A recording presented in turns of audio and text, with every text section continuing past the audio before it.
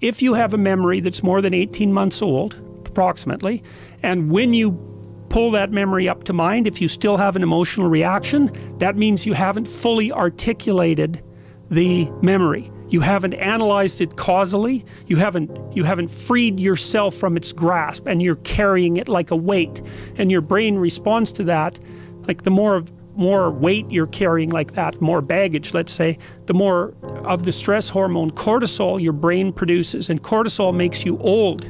Some of this work has been done by James Pennebaker at the University of Texas at Austin, because he started to pioneer these sorts of writing programs, and he found that if people wrote about uncertain things, past, present, or future, so they could be traumatic things, they could be uncertain things, that their physical health improved. And he did a lot of detailed research trying to figure out why that was, and basically came down to the explanation that it was something like an uncertainty reduction mechanism at work. Because your brain is always figuring out how well situated are you in the world.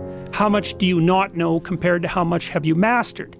And you can tell that you've mastered things because when you go somewhere and you act, things turn out the way you want them. That's an indication of mastery. And your brain is sort of keeping track across your whole life of how many places you've been where things haven't worked out compared to how many places you have been where they have worked out.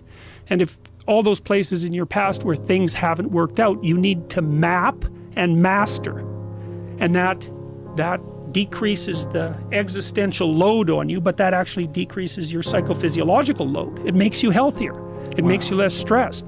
And so we've put all that together in this self-authoring suite to help people write about their past, to sort it out in a detailed autobiography. It asks you questions about your past. It says, divide your life up into 6 epochs. And then divide each of those, that might be, say, birth to kindergarten, and then maybe elementary school, and then maybe junior high school, however you want to do it.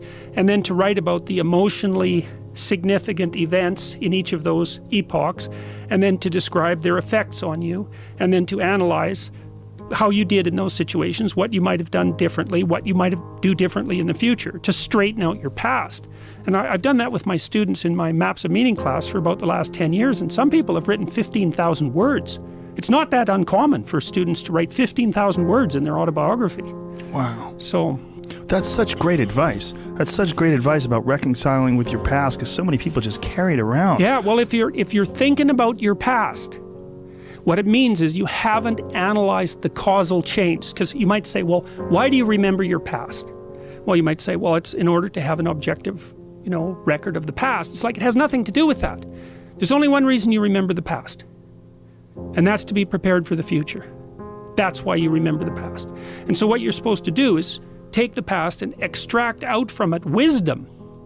And wisdom is the ability to avoid stumbling blindly into ditches. And so you think, well, here's a time in my past I stumbled blindly into this horrible ditch and terrible things happened to me. It's like, okay, you need to take that apart. You need to figure out, how was it that events conspired with your participation, voluntarily or involuntarily, so that terrible consequence emerged. You need to know why that happened and how you could react differently in that situation. And as soon as you do that, your brain will leave it alone. It won't obsess you about it anymore, because the anxiety-producing parts of your brain are basically trying to tell you where there are obstacles in your environment. It's like, look out, don't go there, don't go there. It's like, well, don't go there, there's fire. Well, maybe you could master the fire, right? Then you're a wielder of fire, you're not just a victim. And lots of situations are dangerous or not dangerous depending on your level of mastery, right? I mean, life is like that.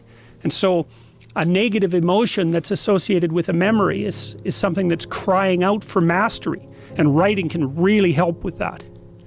So you're reorganizing your brain when you write autobiographically. You're basically, the emotions, memories can be stored at different levels of your brain, from sort of primordial reptilian image-laden areas that are very emotional, up to finely articulated plans for your future life. Well, you want to take everything that's negative and emotional and transform that into a fully articulated vision for your future. And that frees you of your past. You shouldn't be thinking about your past. I mean, maybe if you're 80 and you're going over a well-spent life, that's a whole different thing. But if you're 30, 35, or 20, and most of the time you're thinking about your past, it's like It's like your soul is trapped back there, and you need to free it through investigation. And the metaphysical language is appropriate because that is, in a sense, what you're doing. You're trapped in the past. It's like you got to break free of that so you can use all your resources to move ahead into the future.